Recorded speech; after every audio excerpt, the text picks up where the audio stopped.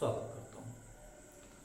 आइए हम लोग आज पढ़ते हैं कि बिंदु आवेश के कारण किसी बिंदु पर वैद्युत विभव, electric potential at a point due to a point charge. चलिए, वैद्युत विभव ये किसी बिंदु आवेश के कारण, मान लेते हैं कि एक बिंदु आवेश ये प्लस क्यू है। क्या है? एक बिंदु आवेश हमने प्लस क्यू मान लिया। चलिए मान लेते हैं, माना एक बिंदु आवेश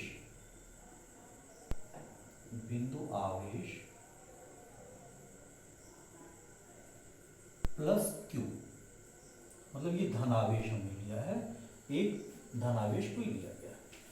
इस धनावेश से r दूरी पर, मान लिया यहाँ एक कोई बिंदु हम A ले रहे हैं, कितनी दूरी पर? r दूरी पर। इस धनावेश से r दूरी पर एक बिंदु A ले रहे हैं। इसी बिंदु A पर आपको वैद्युत क्षेत्र कह रहे हैं, वैद्युत विभव ये ज्ञात करना है। तो लिख ले रहे हैं कि माना A एक बिंदु आवेश प्लस Q से r दूरी पर किसी बिंदु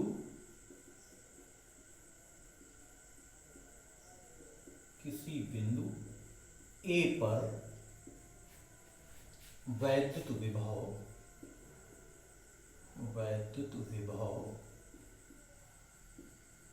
ज्ञात करना है।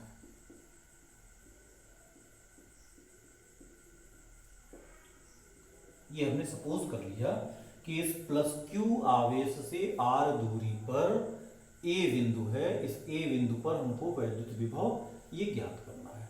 चलिए मान लेते हैं कि यहां से आगे कोई भी बिंदु, ये हम यहां B ले रहे हैं और B से ये B बिंदु कितनी दूरी पर है?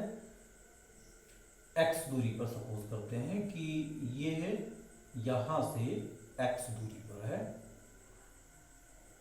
x दूरी पर एक बिंदु ये B है।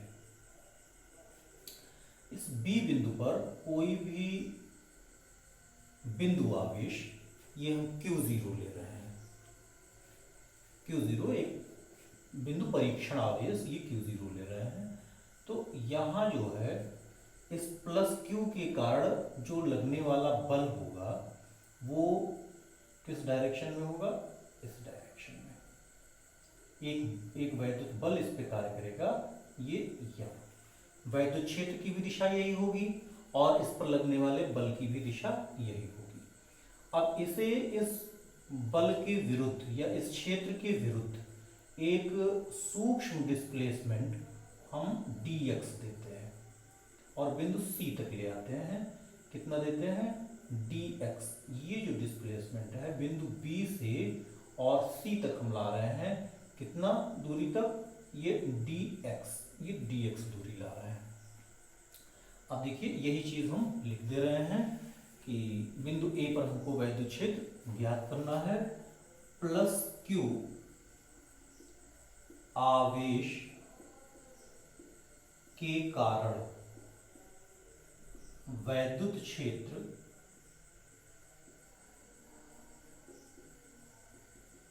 प्लस Q आवेश के कारण वैद्युत क्षेत्र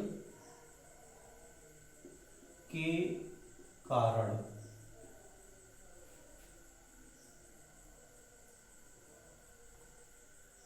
Q से या प्लस Q से x दूरी पर बिंदु B पर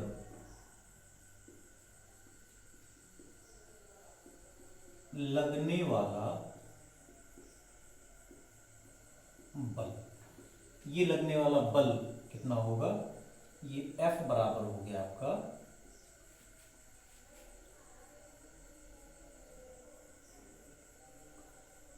अच्छा, बिंदु P पर ये आपने Q0 परीक्षण आवेश भी लिया है, तो बिंदु B पर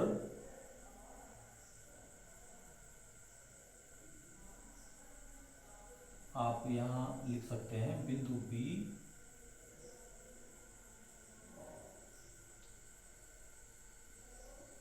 पर Q0 परीक्षण आवेश, Q0 हमने परीक्षण आवेश लिया है, तो इसके कारण बिंदु B पर लगने वाला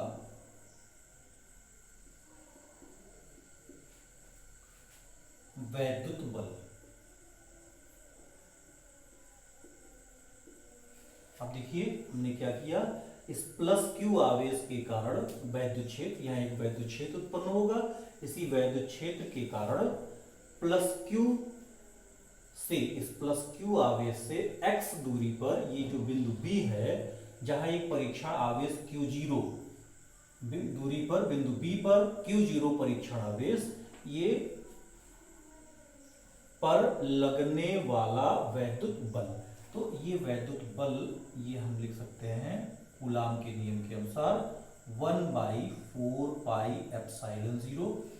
आप अगर यहाँ माध्यम को ही ले रहे हैं के, परावैद्युतांक का माध्यम ले लें तो आप के लिख लीजिए, अगर निर्वात या वायु के लिए आप लेते हैं तो निर्वात या वायु के लिए आप एक के का मान लिख लीजिए, तो 4 पाई एप्सिलॉन 0 का ही आप प्रयोग कर सकते हैं। तो निर्वात या वायु के लिए हम लोग ले रहे हैं F equals to 1/4 pi epsilon 0 Q0 by x square, ये हो गया। अब इस बिंदु B से परीक्षण आवेश को एक सूक्ष्म, अनंत सूक्ष्म डिस्टेंस dx डिस्प्लेस्ड करके C तक लाने में किया गया कार्य, Q0 परीक्षण आवेश को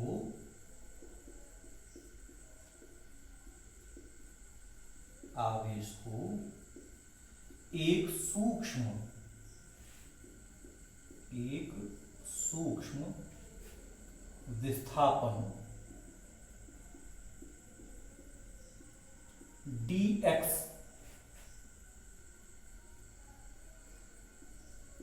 देकर C बिंदु तक लाने में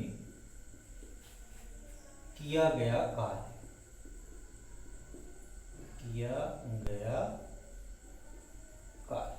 ये कार्य कितना होगा, अगर हम इसे dw से लिखते हैं तो किया गया कार्य बराबर बल गुणे विस्थापन, तो ये बल हो गया, F बल इस पे कार्य कर रहा है, ये समीकरण से हम ले सकते हैं, और एक सूक्ष्म डिस्प्लेसमेंट हमने dx दिया। अच्छा, अब थोड़ा सा यहां समझने की आवश्यकता है, बल का डायरेक्शन ये है, वैद्युत क्षेत्र का भी डायरेक्शन यही है, इस बल के विरुद्ध हम डिस्प्लेसमेंट दे रहे हैं, इसका मतलब बल के डायरेक्शन के विरुद्ध डिस्प्लेसमेंट दे रहे हैं, इसलिए हमारा यहाँ dx क्या होना चाहिए, माइनस होना चाहिए, dx ये आपका माइनस होगा, तो किया गया कार्य ये dw हो गया F इंटू dx।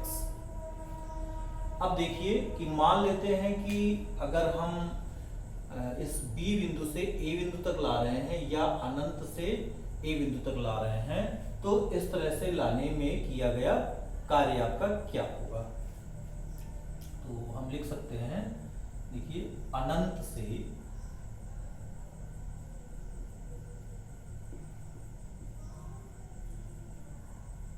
A बिंदु तक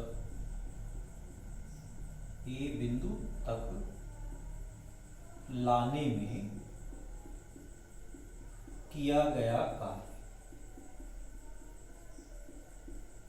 परिभाषा में हम अनंत से किसी बिंदु तक लाते हैं, इसीलिए यहाँ को अनंत से A बिंदु तक लाने में किया गया कार्य लिखना होगा, तो ये किया गया कार्य W जो होगा वो इंटीग्रेशन हो गया, अनंत से आप ला रहे हैं तो इनफाइनाइट टू A, और A की दूरी क्या है, Q से A की दूरी, अगर इसे हम O बिंदु ले लेते हैं तो O से A तक की दूरी आपकी R है, तो आप यहाँ आर लिख सकते हैं कि इनफाइनाइट टू आर आपका कितना हो गया माइनस एफ डी एक्स।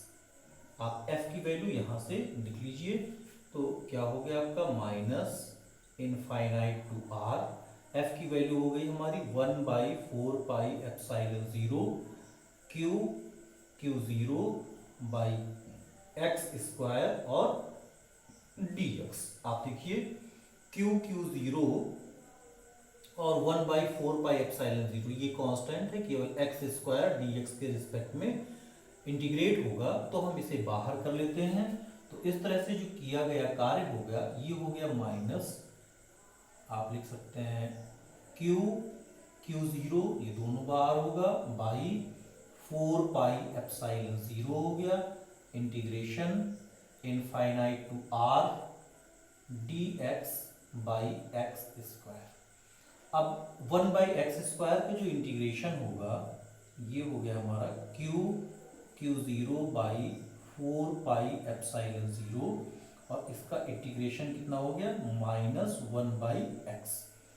जो बायो के छात्र होंगे वो इसे नहीं जानेंगे, तो देखिए x⁻⁻2 इसे हम लिख सकते हैं, ये dx हो गया, ये इंटीग्रेशन हो गया, और इसका जो फार्मूला है वो x⁻n+1 तो -2 + 1/n+1 तो -2 + 1 ये हो गया। आप देख सकते हैं यहाँ x⁻−1 और बाई ये -1 हो गया, तो माइनस और इसे बटा के रूप में लिख दे रहे हैं, तो 1/x। तो इस तरह से हम इसको समझ सकते हैं। जो नहीं समझे हैं वो इसे जान सकते हैं। और लिमिट इसका हम लिखते हैं, लिमिट हमारा क्या है इनफाइनाइट टू आर, ये हो गया हमारा इनफाइनाइट टू आर। ये माइनस और ये माइनस हमारा प्लस हो जाएगा, और हम लिख सकते हैं क्यू क्यू जीरो बाई 4πε0, और पहले अपर लिमिट हम लिखते हैं, तो ये हो गया हमारा 1/r माइनस 1/इनफाइनाइट। आपका 1/इनफाइनाइट 0 हो जाएगा। तो इस तरह से जो किया गया कार्य होगा ये W होगा हमारा। एक काम और हम कर लेते हैं, W/Q0 यहाँ हम कर ले रहे हैं, W/Q0 क्योंकि हमको विभव चाहिए, तो W/Q0 हमने कर लिया, और 1/4πε0 ये हमारा था, Q बचा हमारा, ये Q हो गया, और बाई 1/इनफाइनाइट ये हमारा 0 हो जाएगा, और 1/r बचा, तो ये हमने लिख दिया r। और ये हम जानते हैं कि W/Q ये होता है हमारा V, तो V बराबर क्या हो गया हमारा 1/4πε0 और Q/r, ये वोल्ट होगा।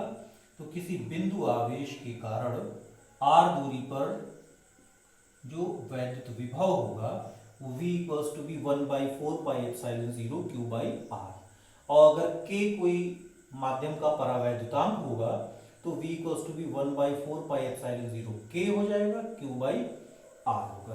तो ये बिंदु आवेश के कारण वैद्युत विभव था।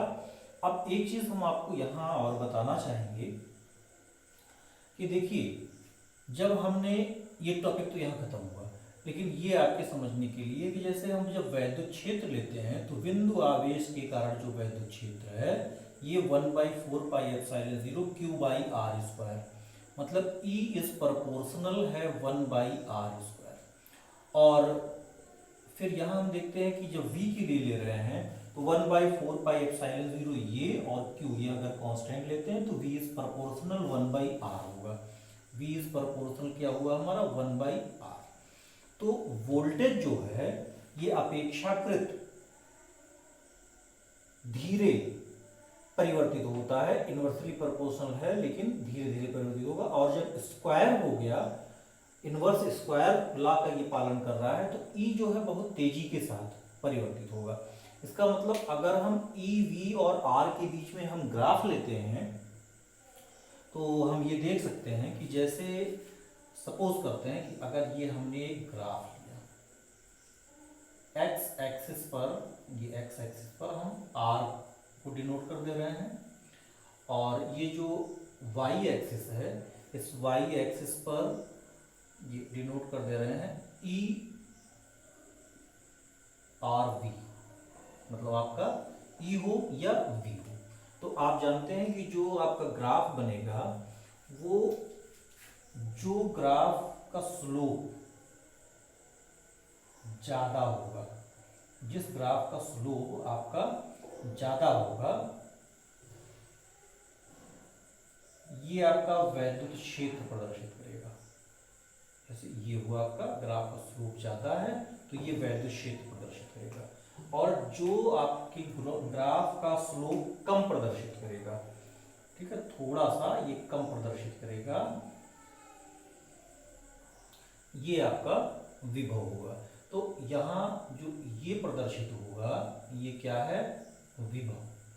और जो ये नीले रंग से आपको दिखाया गया है, नीले रंग से प्रदर्शित हो रहा है, ये जो प्रदर्शित हो रहा है ये आपका वैद्युत क्षेत्र प्रदर्शित होगा।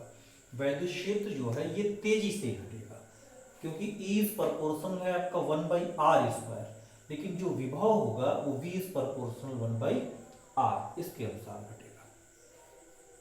Electric potential due to an electric dipole. हम वैद्युत द्विध्रुव के कारण वैद्युत विभव को पढ़ेंगे कि किसी वैद्युत द्विध्रुव के कारण वैद्युत विभव किस तरह से होता है। जिस तरह से हमने वैद्युत द्विध्रुव के कारण वैद्युत क्षेत्र की तीव्रता पढ़ी थी, बिल्कुल उसी तरह से ये है। उसमें जैसे कंडीशन था कि पहला कंडीशन जैसे हम लें कि वैद्युत द्विध्रुव की अक्षीय स्थिति में किसी बिंदु पर वैद्युत विभव, तो अक्षीय स्थिति और निरक्षीय स्थिति, ऐसे हम लोग और एक लिया था हम लोगों ने किसी भी बिंदु पर, तो सबसे पहले ये लेते हैं अक्षीय स्थिति। अब अक्षीय स्थिति आप जानते हैं कि जैसे ये एक इलेक्ट्रिक डाइपोल है, ये आपका -q आवेश और ये आपका +q आवेश हो गया। आवेश का मान q ही है, यहाँ लिख दे रहे हैं। और ये इसका मध्य बिंदु है। अक्षीय स्थिति जो हुई इसकी, ये इनको मिलाने वाली रेखा पर r दूरी पर ये कोई भी बिंदु हम P ले रहे हैं। ये r दूरी पर ये मध्य बिंदु O ले लिया हमने, यहाँ से स्मॉल r दूरी पर ये कोई भी बिंदु P ले लिया। जो इलेक्ट्रिक डाइपोल है, इस इलेक्ट्रिक डाइपोल की पूरी लंबाई ये 2L है। इसका मतलब ये लंबाई अगर हम ये बिंदु A ले लें, ये बिंदु B ले लें, तो OB आपका L होगा और इसी तरह से OL आपका L होगा। ये फिगर में हमने दिखा दिया। और इसके मध्य बिंदु से R दूरी पर यहाँ कोई भी बिंदु हम P ले रहे हैं, इस P बिंदु पर वैद्युत विभव ज्ञात करना है। तो देखते हैं कि बिंदु आवेश के कारण वैद्युत विभव हमने जान लिया है, तो उसी का हम यहाँ उपयोग करेंगे। एक चीज यहाँ और जानने की आवश्यकता है कि वैद्युत द्विध्रुव जो है, इसके कारण जो इलेक्ट्रिक डाइपोल मोमेंट होगा, वैद्युत द्विध्रुव आघूर्ण, उसका डायरेक्शन क्या होगा, ये हमने ये डायरेक्शन दिखा दिया। ये इसका डायरेक्शन माइनस से ये प्लस की ओर होगा। ये आपका हो गया माइनस से ये प्लस की ओर हो गया।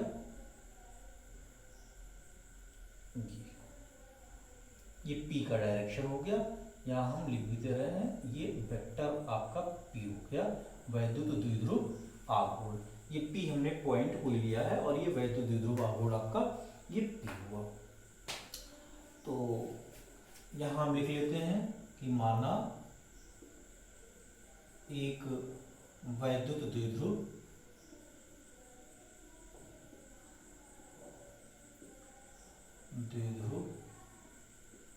जिसका वैद्युत द्विध्रुव आघूर्ण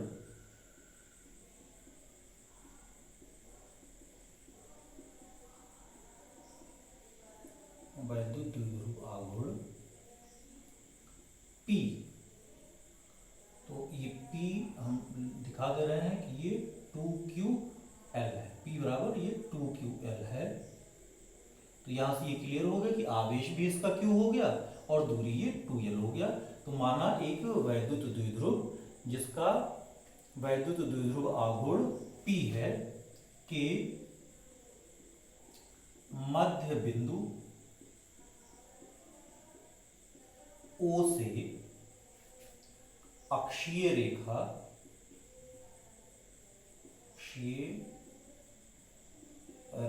पर r दूरी पर स्थित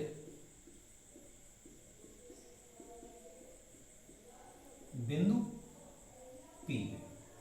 क्या हमने लिया कि माना एक वैद्युत द्विध्रुव, ये वैद्युत द्विध्रुव हो गया आपका AB, जिसका वैद्युत द्विध्रुव आघूर्ण आपका P हो गया, P बराबर आपका 2ql हुआ, डायरेक्शन माइनस से प्लस की ओर हो गया है, के मध्य बिंदु O से अक्षीय रेखा पर, ये आपकी अक्षीय रेखा पर है, अक्षीय रेखा पर r दूरी पर स्थित बिंदु P है, r दूरी पर एक बिंदु ये P है। बस अब हम क्या करते हैं, इस प्लस Q के कारण बिंदु P पर वैद्युत विभव, प्लस Q के कारण बिंदु P पर विभव, ये विभव क्या होगा, V1 अगर हम ले रहे हैं V1 इक्वल्स टू V, तो अभी हम लोगों ने पढ़ा है 1/4 pi epsilon 0 Q, plus Q के कारण तो प्लस Q हमने लिख दिया, बाई दूरी B से P की, तो बाई BP आपका ये प्लस Q हो गया, और बाई BP, प्लस Q के कारण प्लस Q लिखेंगे विभव, और माइनस के कारण माइनस लिखेंगे, और दूरी हमारी हो गई यहां से B से और P की दूरी। अब BP की दूरी क्या होगी, आप देखिए ये हो गया हमारा 1/4 पाई एप्सिलॉन 0 और Q बाई, आप देख सकते हैं यहां से दूरी आपकी R है O से, तो ये इतनी दूरी L आपकी कम हो गई, मतलब R माइनस ये L हो गया, ये V1 हो गया हमारा। ऐसे ही हम लिखेंगे माइनस Q के कारण बिंदु P पर विभव, ये हमारा हो गया V2, V2 हो गया हमारा 1/4 पाई एप्सिलॉन 0। अब माइनस Q के कारण विभव, तो माइनस Q हम यहां लिख देंगे, और दूरी A से P तक की लेंगे, तो AP हो गया, ये हो गया हमारा। अब देखिए ये माइनस आ गया आपका, तो यहाँ माइनस लिख दे रहे हैं, 1/4 पाई एप्सिलॉन 0 लिख दे रहे हैं, और Q बाई AP में यहाँ से आपकी दूरी R है, L और ज्यादा हो गया, थोड़ा सा L और बढ़ा, तो हम लिख सकते हैं R प्लस L। चूंकि वैद्युत विभव एक अदिश राशि है, इसलिए बिंदु P पर इस वैद्युत द्विध्रुव के कारण जो कुल परिणामी वैद्युत विभव का जो मान होगा वो इन दोनों विभव के योग के बराबर होगा। तो यहां हम सिर्फ लिख दे रहे हैं कि बिंदु P पर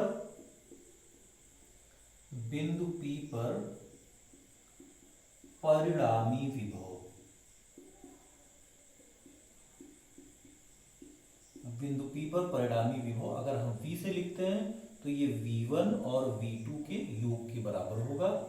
मान रख देते हैं, आप देख सकते हैं कि 1/4 पाई एप्सिलॉन 0 और ये Q आप कॉमन कर लीजिए, क्या बचेगा आपका कि ये इतना भाग कॉमन है, 1/r माइनस L, फिर यहाँ माइनस आ जाएगा, एक साथ में लिख दे रहा हूँ, ये आप चाहें तो लिखना चाहें तो यहाँ आप अलग से लिख सकते हैं कि चलिए हम लिख दे रहे हैं 1/4 पाई एप्सिलॉन 0, ये हो गया Q by R minus L, फिर माइनस 1/4 पाई एप्सिलॉन 0 और Q by R plus L। आप चाहें तो इसके आगे ये लिखें, चाहे तो ना लिखें, कोई बात नहीं, आप Q by 4 pi epsilon 0 common लीजिए, 1/r माइनस L और माइनस 1/r प्लस L, इसको हम सरल कर लेते हैं। आप देखिए 1/4 पाई एप्सिलॉन 0 हो गया, ये Q हो गया,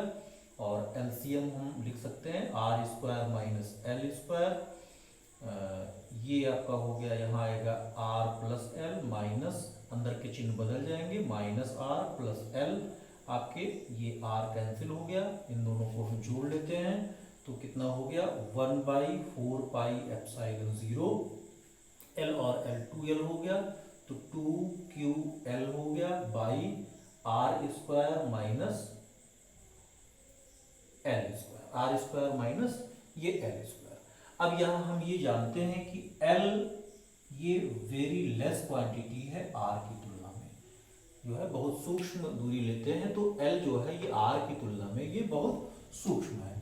तो इसका मतलब हुआ कि अतः l स्क्वायर को r स्क्वायर की तुलना में नगण्य मानने पर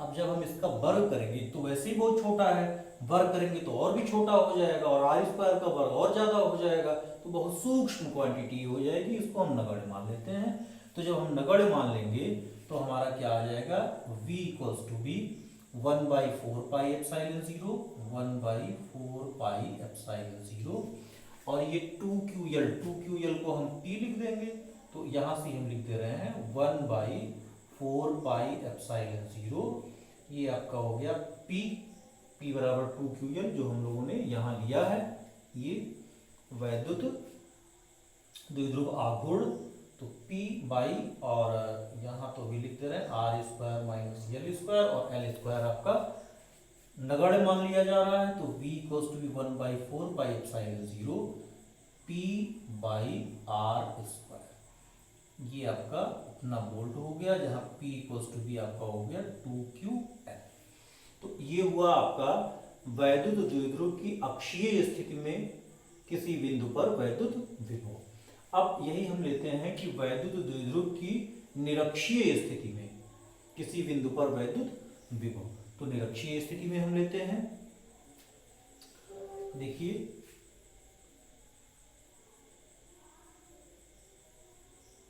और यहां आप निरक्ष रेखा पर r दूरी पर स्थित बिंदु P ले लीजिए। देखिए इसमें बहुत कुछ परिवर्तन नहीं करना है, ऐसे ही हम कर सकते हैं। देखिए दूसरा पॉइंट लेते हैं कि वैद्युत द्विध्रुव की निरक्षीय, यहां लिखते हैं निरक्षीय, बहुत आसान है, निरक्षीय स्थिति में किसी बिंदु पर वैद्युत विभव। अब निरक्षीय स्थिति अभी हम फिगर बना देते हैं, पहले फिगर ही लीजिए इसका निरक्षीय स्थिति का, ये देखिए इधर दे रहे हैं फिगर आपको, ये हमारा वैद्युत द्विध्रुव हो गया माइनस क्यू, ये प्लस क्यू, ये हमने ए लिया, ये बी लिया, ये इसका मध्य बिंदु ओ हो गया, फिर वैद्युत द्विध्रुव आघूर्ण माइनस से प्लस की ओर यहाँ भी ले लेते हैं, चलिए इसी से बना दे रहे हैं, ये आपका वैद्युत द्विध्रुव आघूर्ण होगा,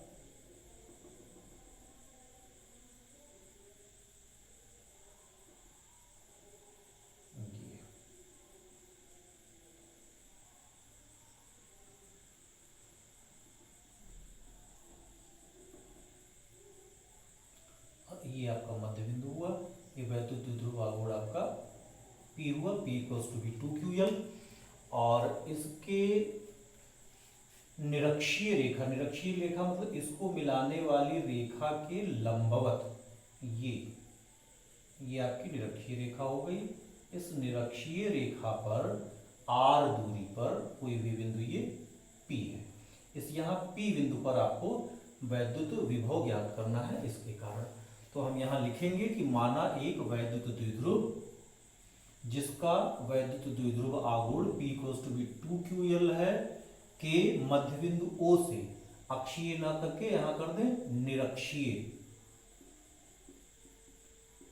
निरक्षीय मतलब अक्षीय रेखा जो है इसके लंबवत, और लंबवत तो कहाँ से हो, इसके मध्य बिंदु पर लंबवत, वो निरक्षीय रेखा पर r दूरी पर स्थित बिंदु P है, ये P हमने ले लिया, r दूरी पर स्थित बिंदु ये P है। चलिए P हमने ले लिया, क्या करिए इसको मिला दीजिए, इसे आप मिला दीजिए। यहां हम देखेंगे बिल्कुल इसी तरह से लिखेंगे प्लस क्यू के कारण बिंदु P पर विभव। तो अगर हम V1 लिखते हैं तो 1/4 पाई एप्सिलॉन 0, ये प्लस क्यू हो गया आपका, यहाँ BP हो गया। अब यहाँ आगे आपको लिखने की बिल्कुल आवश्यकता नहीं है, ये इतना ही रहने दीजिए। और यहाँ आप देखिए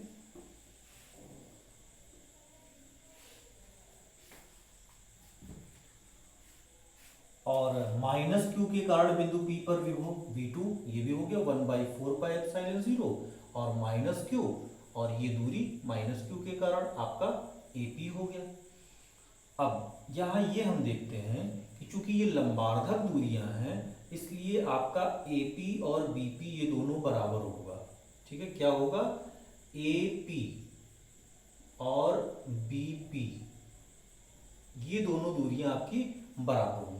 तो दोनों दूरियां बराबर होने के कारण हम यहाँ लिख सकते हैं इसको, देखिए ये वैल्यू लिखना चाहें या यहाँ रहने देते, यहाँ लिख दे रहे हैं, क्या हो गया हमारा 1/4 पाई एप्सिलॉन 0, ये Q बाई BP की जगह पे भी हम AP लिख दें। चलिए अभी BP ही लिख दिया, और V2 आपका है माइनस, तो माइनस 1/4 पाई एप्सिलॉन 0 और Q बाई AP। तो जब AP और BP आपके दोनों बराबर है तो पूरी ये वैल्यू इस वैल्यू के बराबर हो गया। आप लिख करके चाहे काटें या ऐसे ही लिख दें, तो आपका V की वैल्यू कितनी हो गई, 0 हो गई।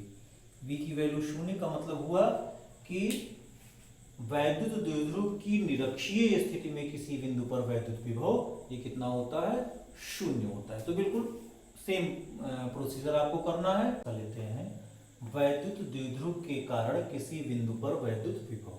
हमने अक्षीय स्थिति लिया, हमने निरक्षीय स्थिति पर कोई भी बिंदु लिया, अब हम कोई भी बिंदु लेते हैं। तो चलिए मान लेते हैं कि ये आपका वैद्युत द्विध्रुव है, माइनस Q, ये आपका प्लस Q है, ये बिंदु आपके A हो गए, ये B हो गया, ये आपका मध्य बिंदु हो गया।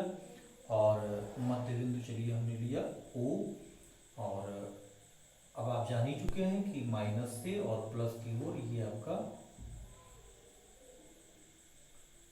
P है। चलिए P का डायरेक्शन ये हमने दे दिया, ऐसे ऐसे कर दे रहे हैं कि P का आपका डायरेक्शन हो गया, मतलब वैद्युत द्विध्रुव आघूर्ण हो गया।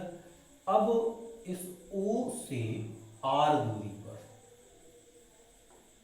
O से कितनी दूरी पर, R दूरी पर कोई भी बिंदु, ये हमने P लिया। अब O से R दूरी पर हमें कोई भी बिंदु P लिया गया है, ये न अक्षीय स्थिति में है न निरक्षीय स्थिति में। अगर हम इसका पोलर कोऑर्डिनेट लिखें तो ये r थीटा है, इसका पोलर कोऑर्डिनेट ये r थीटा है। आप अगर लिखना चाहें तो यहाँ ऐसे r थीटा लिख दीजिए। r थीटा ये रिप्रेजेंट कर रहा है कि जो ये वैद्युत द्विध्रुव है, इस वैद्युत द्विध्रुव के वैद्युत द्विध्रुव आघूर्ण के डायरेक्शन से थीटा कोण पर O से, जो इसका मध्य बिंदु है, R दूरी पर एक बिंदु P है, और यहाँ हमको वैद्युत विभव ज्ञात करना है। चलिए इस बिंदु P से और B को मिला दिया, इस P से A को मिला दिया,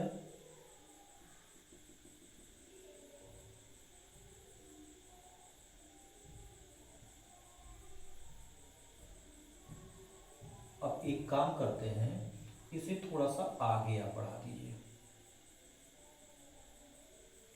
और थोड़ा सा यहाँ ध्यान देने की आवश्यकता है। इसमें अब लिखेंगे बहुत ज़्यादा नहीं, क्योंकि यहाँ आप बिल्कुल समझ लीजिए, और इसी से आप चाहें तो अक्षीय और निरक्षीय स्थिति की भी व्याख्या कर सकते हैं। ये बहुत ध्यान से आप देख लीजिए किसी भी बिंदु के लिए। तो चलिए यहाँ A से हम इस पे एक लंब डाल दे रहे हैं, ये A से एक लंब डाल दीजिए। ये PO को मिलाने वाली रेखा को आगे बढ़ा दीजिए और एक A से लंब डाल दीजिए। ये है एक लंब हमने ये डाल दिया। और ऐसे ही यहाँ B से और इस R पर या OP रेखा पर एक लंब डाल दीजिए। ये हमने मान लिया D बिंदु है, ये भी आपका लंब है।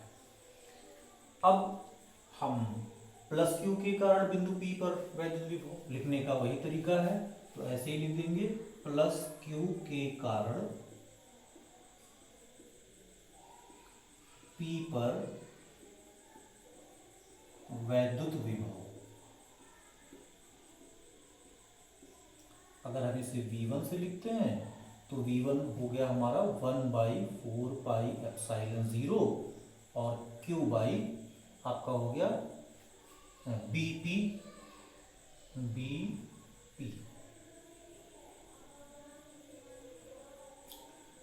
अब इस BP का हम कैलकुलेशन करेंगे, क्योंकि यहाँ से आपने लंब डाला है इस पर, और इसका अभिप्राय ये हुआ कि जितनी दूरी, देखिए जब यहाँ से आपने लंब डाला तो जो दूरी ये होगी उतनी दूरी ये होगी, तो BP की जगह पे हम DP लिखेंगे।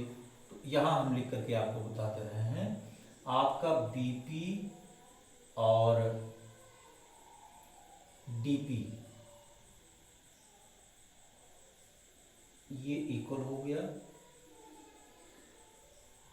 और DP की जगह पे हम लिख दे रहे हैं OP माइनस OD। ध्यान दीजिएगा, यहाँ से थोड़ा सा इस BP और DP की दूरी इक्वल, DP की जगह पे यहाँ से यहाँ तक की DP की दूरी की जगह पे हम OP और माइनस OD कर दें, तो OP माइनस OD कर दिया हमने, और OP की जगह पे OP हमने R लिया है, ये R हो गया, माइनस अब OD ले लेते हैं। तो आप देखिए जब हम ये त्रिभुज लेंगे, इस त्रिभुज में यहाँ से बिल्कुल समझ लेने की आवश्यकता है, कौन सा त्रिभुज हम ले रहे हैं, OBD। तो जब हम OBD ये त्रिभुज ले रहे हैं और इसमें cos थीटा लगाएंगे, तो cos थीटा इक्वल हो गया आधार, तो आधार हमारा हो गया OD और बटा कर्ण, तो कर्ण हो गया हमारा OB। तो यहाँ से हमें क्या मिलेगा, cos theta equals to be OD। OD हमको आवश्यकता है, OD और बाई OB हमारा L है, क्योंकि लंबाई हमने 2L ली है, तो ये आधी दूरी हुई, तो ये L हो गई। यहाँ से हमें क्या मिलेगा, OD बराबर L cos थीटा। तो L cos थीटा हम OD की जगह पे लिख देंगे R माइनस और L cos थीटा हो गया।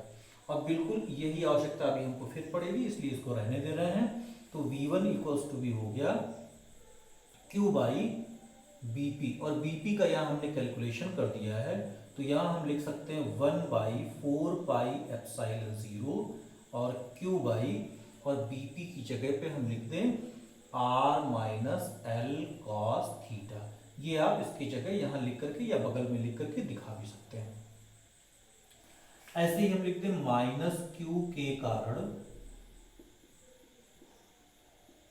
P पर वैद्युत विभव। ये वैद्युत विभव हो गया हमारा V2। अगर लिखें 1/4πε0 माइनस Q के कारण तो माइनस Q हो गया, और दूरी हमारी हो गई AP, तो हमने लिख दिया AP। अब यही कैलकुलेशन हम AP के लिए कर लेते हैं। देखिए यहाँ लिख दिया हमने AP बराबर, अब AP और CP हमारा बराबर होगा, AP बराबर CP हो गया, और CP की जगह पे हम लिख सकते हैं OP और प्लस OC। OP और प्लस OC। OP हमारा क्या है, R, OP हमारा ये R है, और प्लस हो गया OC। बिल्कुल इसी तरह से कैलकुलेशन हम इस ट्रायंगल के लिए भी करेंगे। अगर इस ट्रायंगल के लिए हम करते हैं ट्रायंगल OAC में, यहाँ में लिख लीजिए, यहाँ भी हो गया हमारा में, इसमें भी हम cos थीटा लगाएं, तो जैसे यहाँ थीटा था वैसे आपका ये एंगल भी थीटा हो जाएगा। तो ये जब cos थीटा हो गया तो cos थीटा का मतलब हो गया OC आधार और कर्ण हो गया हमारा AC, नहीं कर्ण हो गया हमारा AO या OA, जो भी आप लिख दीजिए। तो यहां से हमको क्या मिला, OC की जगह पे ये लिखते हैं cos थीटा, ये equals to be OC, OC हमें ज्ञात करना है, और बाई OA, OA हमारा L हो गया। तो ये इंप्लाइज करता है, यहां से हम लिख सकते हैं OC equals to be L cos theta, ये भी हो गया हमारा L और cos थीटा, OC बराबर L cos थीटा। तो यहाँ OC की जगह पे हम लिखते हैं L cos थीटा। AP हमारा क्या मिल गया, R plus L cos theta, ये वैल्यू यहाँ हम लिख दे रहे हैं। तो minus 1/4 pi epsilon 0 Q by R plus L cos theta. अब बिंदु P पर, बिंदु P पर परिणामी विभव, परिणामी विभव अदिश राशि है, इसलिए इनके योग के ये बराबर होगा, V1 प्लस V2 हो गया।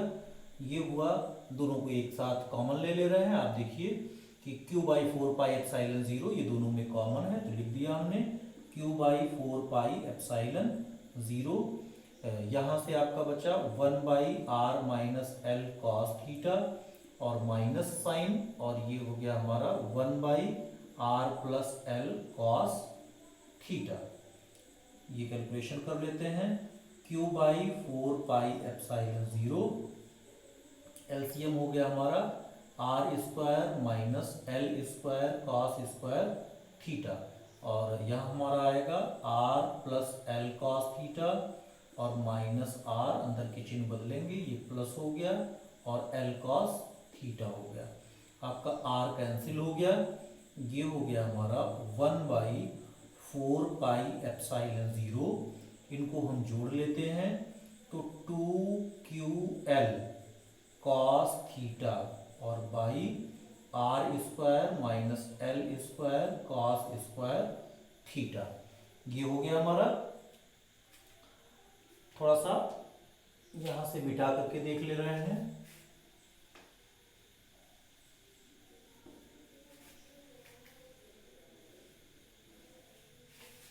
ये परिणामी विभव आपका आ रहा है, परिणामी विभव हमारा हो गया V इक्वल्स टू बी क्या, 1/4 पाई एप्सिलॉन 0, और ये P बराबर 2QL है हमारा, P बराबर है 2QL। तो यहाँ हमने लिख दिया P cos theta by R square और L स्क्वायर। तो यहाँ हम लिखेंगे कि L is very less quantity respect to R, R की तुलना में L का मान बहुत कम है, अतः L स्क्वायर को R स्क्वायर के सापेक्ष नगण्य मानने पर,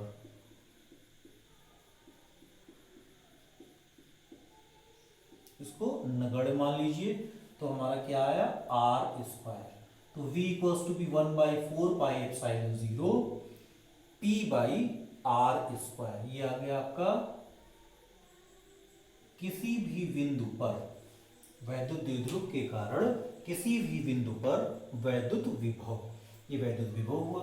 अब जैसे अक्षीय और निरक्षीय दो स्थितियां हमको मालूम है, तो अब देखिए पहली स्थिति कैसे आती है, अक्षीय स्थिति पर, अक्षीय स्थिति पर, अक्षीय स्थिति पर अगर हम कोई भी बिंदु लेते हैं तो आप देखिए कि ये P बिंदु कहाँ होगा, ऐसे इसको मिलाने वाली रेखा के सीध में होगा। मतलब ये जो लाइन है वो इसी रेखा पर आ जाएगी, इस लाइन पर आ जाएगी। थीटा कितना हो जाएगा, 0 हो जाएगा। तो अक्षीय स्थिति पर थीटा का मान 0 हो गया। और जब थीटा शून्य हो गया तो cos 0 का मान कितना होता है, cos 0 डिग्री का मान 1 होता है। cos 0 का मान 1 हो गया तो हमें अक्षीय स्थिति पर क्या मिल गया, 1/4 पाई एप्सिलॉन जीरो क्या है, p/r²। ये अभी हम लोगों ने पहले उसमें प्रूफ किया है पहले पॉइंट पर। तो अगर हम सिर्फ इसको भी लिखते हैं और अक्षीय निरक्षीय कोई स्थिति हमको देनी हो तो हम इस तरह से भी दे सकते हैं। और दूसरा हमारा हुआ निरक्षीय स्थिति पर, निरक्षीय स्थिति पर अगर कोई भी बिंदु हमें मिल रहा है, इसका मतलब कि इस वैद्युत द्विध्रुव को मिलाने वाली रेखा के लंबवत, मतलब अक्षीय रेखा के लंबवत ये रेखा होगी। तो आप देखिए ये थीटा बिल्कुल लंबवत हो जा रहा है। थीटा कितना हो गया आपका 90 डिग्री हो गया। 90 डिग्री का मतलब हो गया कि cos आपका 90 डिग्री कितना हो गया 0, और cos 90 डिग्री 0 हो गया, इसलिए v की वैल्यू हमारी 0 हो गई। अभी हम लोगों ने प्रूफ किया था।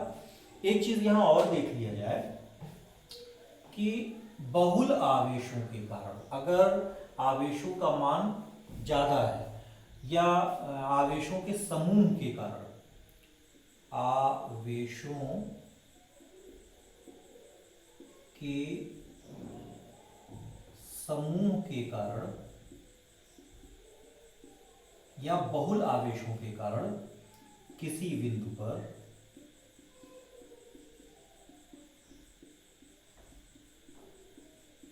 वैद्युत विभव,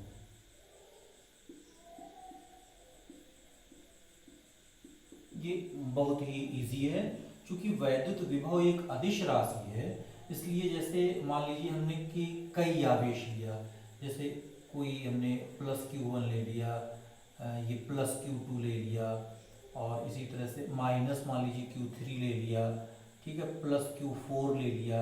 इस तरह से अन्य तमाम तरह के आवेश हैं, ये एक समूह बना रहे हैं। और इसके जो समूह है वहाँ से विभिन्न दूरियां अगर हम ले रहे हैं, या यूँ कह सकते हैं कि किसी एक बिंदु पर, तो इन समूहों से उनकी दूरियां भी अलग अलग हो जाएंगी। जैसे भले ही हम एक समूह ले रहे हैं तो हो सकता है इन लोगों के बीच की भी कुछ दूरी हो। तो अगर Q1 से दूरी R1 है, Q2 से दूरी R2 है, P बिंदु की ऐसे हम लिख दे रहे हैं, Q1 से दूरी R1, Q2 से दूरी R2, Q3 से दूरी R3, Q4 से दूरी R4, या इसी तरह से अन्य जो भी आवेश रहे हो इस तरह से हो।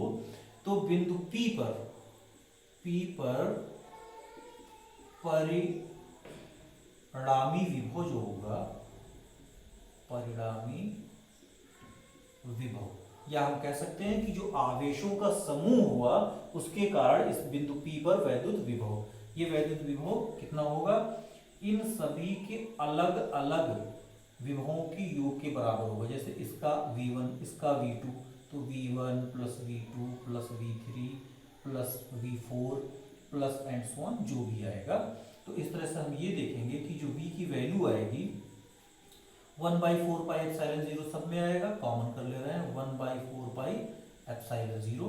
और ये दूरी और आवेश का प्रकृति प्लस है या माइनस उसके अनुसार तब हम जोड़ दें तो आपका हो गया जैसे Q1/R1। सूत्र तो यही है हमारा 1/4 पाई एप्सिलॉन 0 Q/R। तो ये कॉमन हो गया, बाकी सबको हम जोड़ दें, प्लस ये हमारा Q2/R2, ये माइनस है तो माइनस Q3/R3, ये प्लस है तो फिर प्लस, जैसा चिन्ह रहेगा उसी तरह से हम लिख देंगे Q4/R4, और इसी तरह से आगे प्लस एंड सो ऑन जो भी हमारी वैल्यू होगी वो लिखेंगे। तो इस तरह से बहुल आवेश के लिए वैद्युत विभव हो गया। तो इस तरह से हम लोगों ने देखा कि किसी वैद्युत द्विध्रुव के कारण उसके अक्षीय स्थिति में जो वैद्युत विभव होता है ये 1/4 पाई एप्सिलॉन 0 Q/R है, और निरक्षीय स्थिति में वैद्युत विभव क्या हो गया, ये 0 है। और किसी भी बिंदु पर, मतलब ना वो अक्षीय स्थिति हो ना निरक्षीय स्थिति हो, कोई भी बिंदु अगर हम ले रहे हैं जो कि वैद्युत द्विध्रुव को मिलाने वाली रेखा के मध्य बिंदु O से R दूरी पर हो और कोण वो थीटा बना रहा हो, तो V equals to be 1/4 pi epsilon 0 P cos theta by R square था। और ये हमने देखा आज कि बहुल आवेशों के कारण जो वैद्युत विभव होगा उनके अलग अलग आवेशों के कारण जो उनकी दूरियां हैं उस बिंदु P पर उनके विभवों के योग के बराबर होगा। धन्यवाद।